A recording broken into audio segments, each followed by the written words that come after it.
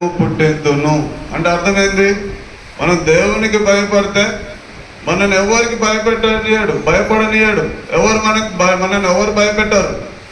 ఒకవేళ మనం దేవునికి కనుక భయపడకపోతే ఇంకా ఆయన ఎవరినైనా భయపెడతాం, ఎట్లాంటి వాళ్ళనైనా భయపెడతాం. భయపడు కాదు, గడగడ వణికేటట్టు చేస్తాడు దేవుడు. హల్లెలూయా.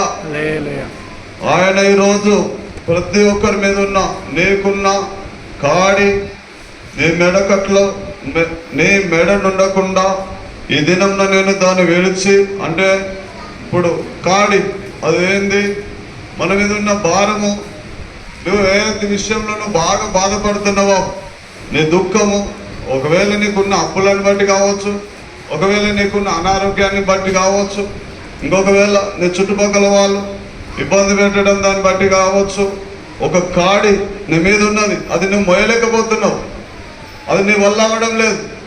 ఎందుకు నాకు ఈ జీవితం అనిపిస్తుంది, కొన్నిసార్లు చనిపోతే అయిపోతుంది, ఈ జీవితం ఎందుకు అనుకుంటున్నావు. అయితే దేవుడు ఈరోజు నిన్ను ఆదరించబోతున్నాడు. దేవుడు ఈరోజు నిన్ను ధైర్యపరచబోతున్నాడు. నీ మీద ఉన్న ఆ కాడి దేవుడే విరగొట్టబోతున్నాడు. అంత మాత్రమే కాదు, మంత్రశక్తుల నుండి మాంత్రికులు పెట్టిన, దుర్మార్గులు పెట్టిన కట్లు, భక్తిహీనులు వేసిన కాడిమాను ఈరోజు విరగొట్టబోతున్నాడు దేవుడు. ఆయన మాట ఇస్తే తప్పకుండా నెరవేరుస్తాడు. ఆయన మాట తప్పని దేవుడు. హల్లెలూయా, హల్లెలూయా. ఎలా అంటే యెషయా గ్రంథంలో ఇలా రాసింది, ఆకాశం నుండి వర్షం భూమి మీద వస్తుంది, మంచు కురుస్తుంది, అవి మళ్ళీ తిరిగి వెళ్తాయా? వెళ్ళవు. ఆ విధంగా దేవుడి మాట మన జీవితంలో, నా జీవితంలో నెరవేర్చడం కోసమే మన దగ్గరికి వస్తుంది. ఇచ్చిన మాట తప్పకుండా నెరవేర్చే దేవుడు ఆయన. హల్లెలూయా, హల్లెలూయా.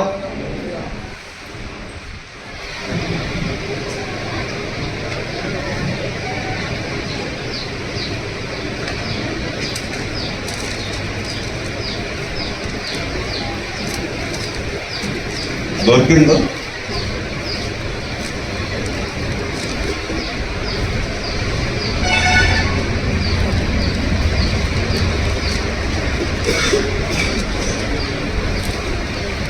హల్లెలూయా. యెషయా గ్రంథం 55వ అధ్యాయం 10వ వచనం. యెషయా గ్రంథం 55వ అధ్యాయం 10వ వచనం చదవండి. వర్షమును హిమమును ఆకాశం నుండి వచ్చి అక్కడికి ఎలాగో మరలక భూమిని తడిపి విత్తువానికి విత్తనమును, భుజించువానికి ఆహారమును కలుగుటకై అది చిగిర్చి వర్ధిల్లునట్లు చేయును. అలాగే నా నోట నుండి వచ్చు వచనమును ఉండును. హల్లెలూయా. దేవుని నోటి నుండి వచ్చే ప్రతి మాట ఎట్లా అంటే మనకు నెరవేరుస్తుందికే దేవుడు నా జీవితంలో కార్యం జరగడానికి పంపిస్తాడు. ఆకాశం నుండి హిమము, వర్షం వచ్చి భూమి దున్నేవానికి భూమి మెత్తగా తడుపుతుంది.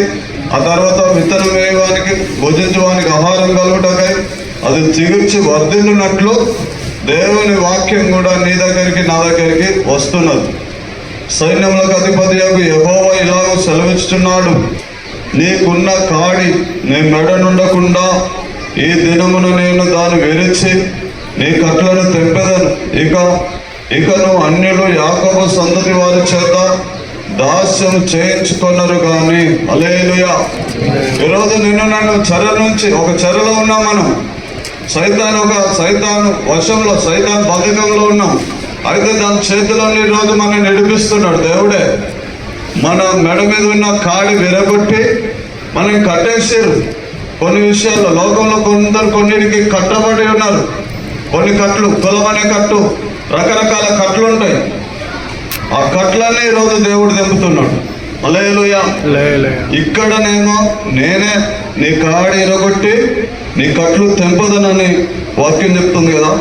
యెషయా గ్రంథం 52వ అధ్యాయం 2వ వచనంలో ఇలా ఉంటుంది, మన కట్లు మనమే తెంపుకోవాలి. కానీ ఇక్కడ మాత్రం ఆయననే మన కట్లని తెంపేస్తాడు ఈరోజు. హల్లెలూయా. చదవండి యెషయా గ్రంథం 52వ అధ్యాయం 2వ వచనం. ధూళి దులుపుకొనుము యెరూషలేమా, లేచి కూర్చుండుము, చెరపట్టబడిన సీయోను కుమారి, నీ మెడకట్లు విప్పివేసుకొనుము. హల్లెలూయా. చూడండి, ధూళి దులుపుకొను. మనం ఇప్పుడు నన్ను కూర్చుంటే లేవమని ఇట్లా దులుపుకుంటారా, దులుపుకోరా? అంటే మనకు మనం మన తప్పేందో, మన పొరపాటేందో, మన లోపాలేందో, మనం ఎక్కడెక్కడ తప్పిపోయినామో అవన్నిటి విషయాలు మనమే సరి చేసుకోవాలి. వెనక చూసి దుమ్ముంది దులుపుకో అంటే దులుపుకోండి కాదు. ఇప్పుడు ఆ దుమ్ము అంటింది అనుకో, నలుగురిలో పోయినా అనుకో, అందరు చూసి నవ్వరా? హల్లెలూయా. మనమే దులుపుకోవాలి, మెడకట్లు విప్పేసుకో. నేను చొప్పదండిలో పరిచయం అయిపోయినాక హైదరాబాద్ అయితే ఒక నిజామాబాద్కి పోయినప్పుడు అక్కడ సేవ ఆటంకం జరిగి నెట్టడం వల్ల నాకు అర్థం కాలేదు. హైదరాబాద్ వెళ్ళిపోయాను, పని చేసుకుంటున్నా, బాగానే ఉంది. సంవత్సరం తర్వాత నాకు యాక్సిడెంట్ అయింది బైక్. తర్వాత నాకు చాలా అనారోగ్యం, బలహీనత అయి నా మెడ నరాలని చాలా ఇబ్బంది అయింది. చొప్పదండికి వచ్చినప్పుడు ఇదే వాక్యం ఇచ్చాను, యెషయా గ్రంథం 52వ అధ్యాయం 2వ వచనం. అయ్యగారు చెప్పిండు, సైతాన్ తీసుకుపోయి నిన్ను హైదరాబాద్లో కట్టేసింది అన్నాడు. నాకు అర్థమైంది, నేను ఎట్లయినా దాని నుండి విడవెక్కుని రావాలి అని నేను ఎమ్మటే దేవుని మాట, సేవకుల మాట విని ఆ కట్లు విప్పుకొని వాళ్ళు ఎప్పుడైతే చొప్పదానికి వచ్చినా నేను సైతాన్ చేతుల్లో లేనిగా నాకున్న అనారోగ్యం అంతా విడుదల. హల్లెలూయా. హల్లెలూయా. మనం మెడ నుండి ఈరోజు ఆయన మన మీద ఉన్న కాడి అంటే నువ్వు ఏది మోయలేకపోతున్నావో, నీ మీద ఏది భారంగా ఉన్నదో, దేన్ని బట్టి నువ్వు దుఃఖపడుతున్నావో, దేన్ని బట్టి నువ్వు బాధపడుతున్నావో, ఆ బాధ అంతటి నుండి దేవుడు విడిపించాలనుకుంటున్నాడు.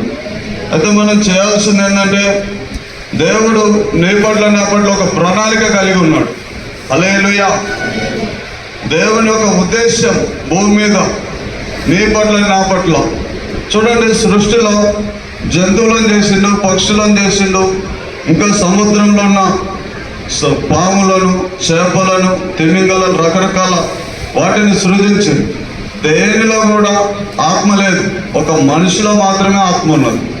ఆయన స్వరూపంలో మానవుని ఎందుకు చేసుకున్నాడు అంటే, నీ ద్వారా నా ద్వారా ఆయనకు మహిమ రావాలి. హల్లెలూయా.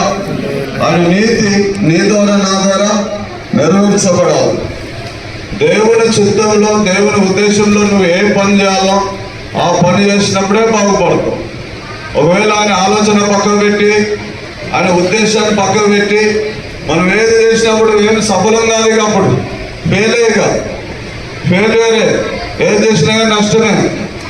కొంతమంది అట్లా నష్టపోయి తర్వాత దేవుని మీద అంటాడు, ఏం దేవుడు, దేవుని నమ్ముకున్నా అప్పులైనాయి, దేవుని నమ్ముకున్నా ఏం బాగలేదు, అంతమందికైనా బాగున్నా కానీ ఆయన నమ్మదగిన దేవుడు, మంచి దేవుడు. మన బాధలన్నిటి నుండి విడిపిస్తుందికే దేవుడు పిలుచుకున్నాడు. చూడండి, మత్తయి సువార్త 11వ అధ్యాయం 28వ వచనంలో, ప్రయాసపడి సమస్త భారం వచ్చిన సమస్త జనులారా నా ఎదుగు రండి, నేను మీకు విశ్రాంతిని. అంటే చూడండి, మన బాధలన్నిటి నుండి విడిపిస్తుందికే దేవుడు నిన్ను నన్ను ఆయన సన్నిధికి పిలుచుకున్నాడు. అవునా? హల్లెలూయా. అలాంటప్పుడు మనం బాధలు పెట్టేటోడా? ఒక తండ్రి తన కుమారుల ఎడల ఎలా జాలిపడతాడో దేవుడు మన పట్ల అట్లా జాలిపడతాడు. 103వ కీర్తన 13వ వచనం చదవండి ఒకసారి. 103వ కీర్తన 13వ వచనం. తండ్రి తన కుమారుని ఎడల జాలిపడినట్లు యెహోవా తన యందు భయభక్తులు గలవారి ఎడల జాలిపడును. హల్లెలూయా. ఒక తండ్రి కుమారుల ఎడల ఎట్లయితే జాలిపడతాడో, దేవుడు కూడా ఆయన యందు భయభక్తులు గలవారి ఎడల జాలిపడతాడు. హల్లెలూయా. మనం ఆయన మాట వినాలి. మాట వినుటనే శ్రేష్టం. హల్లెలూయా. బలులు అర్పించుట కంటే నీతి న్యాయం అనుసరించి నడుచుకుంటేనే మేలు. ఇంకా మాట వింటేనే శ్రేష్టమని సమూయేలు మొదటి గ్రంథం 15వ అధ్యాయం 23వ వచనం. మాట వినాలి, ఆయన ఏం చెప్తా చేయాలి, అదే నీతి. ఆయన మాట వినకపోతే మనం నీతిమంతులం కాబట్టి చెప్పింది చెప్పినట్టు చేయాలి. అవునంటే అవుననాలి కానీ కాదననే కాదనవద్దు. హల్లెలూయా. చదవండి సమూయేలు మొదటి గ్రంథం 15వ అధ్యాయం 23.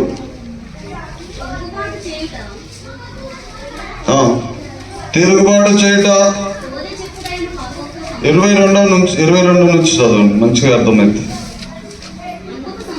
అందుకు సమూయేలు తాను సెలవిచ్చిన ఆజ్ఞను ఒకడు గైకొనడం వలన యెహోవా సంతోషించినట్లు ఒకడు దహన బలులను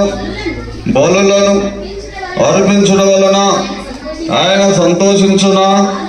ఆలోచించుము. బలులు అర్పించుట కంటే ఆజ్ఞను గైకొనుటయు పొటేల క్రొవ్వు అర్పించుట కంటే మాట వినుటయు శ్రేష్టం. హల్లెలూయా.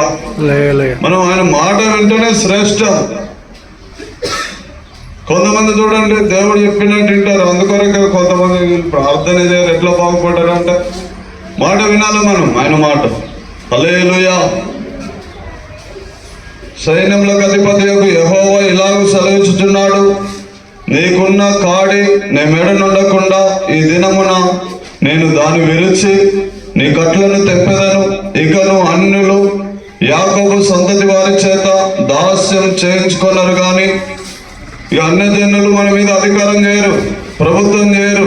ఎప్పుడు మనం దేవునికి విధేయులం కావాలి, దేవుని మాట వినాలి, దేవునికి భయపడాలి. ఒకవేళ నేను స్వార్థ చేయమంటే స్వార్థ చేయాలి, సేవ చేయమంటే సేవ చేయాలి, ఆయన చెప్పిన పని చేయాలి. ఆయన సెలవు లేకుండా ఆయన మాట కాదని అనే ఉద్దేశం చొప్పున మనం నడుచుకోవాలి. అప్పుడు మనం దీవించబడతాం. హల్లెలూయా. చూడండి, నేను ఇక్కడ హైదరాబాద్లో ఉన్న 30,000 జాబ్, నాకు నెలకు 30,000 వచ్చింది. మా కుటుంబానికి కాదు, నేను ఒక్కని. కానీ పైసలు ఏం చేస్తుంది? ప్రాణం బాగలేనప్పుడు, ఆరోగ్యం బాగలేకపోతే. నేను ఎప్పుడైతే దేవుని చిత్తానికి విధేయుడైనా మరి నేను ఏ హాస్పిటల్ పోలే, నేను ఏ టాబ్లెట్ వేసుకోలే. దేవా ఇప్పటి నుంచి నీ మాట వింటా, నీకు లోపడతాను. నాకు ఆటోమేటిక్గా ఒక్క రోజుల్నే ఆరోగ్యం మంచిగా అయిపోయింది. హల్లెలూయా. జకర్యా గ్రంథం 12వ అధ్యాయం 10వ వచనం.